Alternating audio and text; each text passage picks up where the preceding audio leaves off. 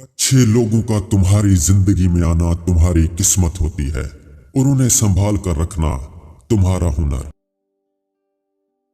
अपना सर ऊंचा रखो कि तुम किसी से नहीं डरते, लेकिन अपनी निगाहें नीचे रखो ताकि पता चले तुम एक बाइज्जत घराने से ताल्लुक रखते हो।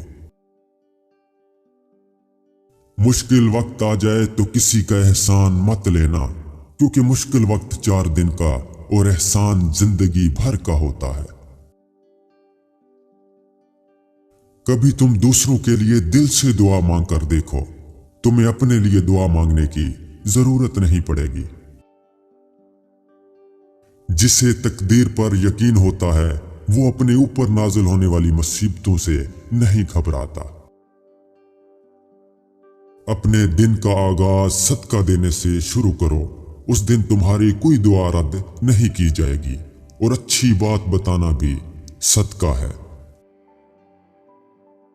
किसी के खलूस और प्यार को उसकी बेवकूफी मत समझो, वरना किसी दिन तुम खलूस और प्यार तलाश करोगे और लोग तुम्हें बेवकूफ समझेंगे। लफ्ज इंसान के गुलाम होते हैं, मगर सिर्फ बोलने से पहले तक। बोलने के बाद इंसान अपने अल्फाज का गुलाम बन जाता है। जानवर और इंसान में क्या फर्क है? जो सिर्फ अपने लिए सोचे वो जानवर है, और जो दूसरों के लिए सोचे वो इंसान। हर बात पर हाँ में हाँ मिलाना मुनाफिकों की आदत है। शक को अपने ऊपर गालिब मत आने दो, वरना तुम्हें दुनिया में कोई हमदर्द नहीं मिलेगा। इंसान की तमाम परेशानियां 2 बातों की वजह से हैं। तकदीर से ज्यादा चाहता है और वक्त से पहले चाहता है।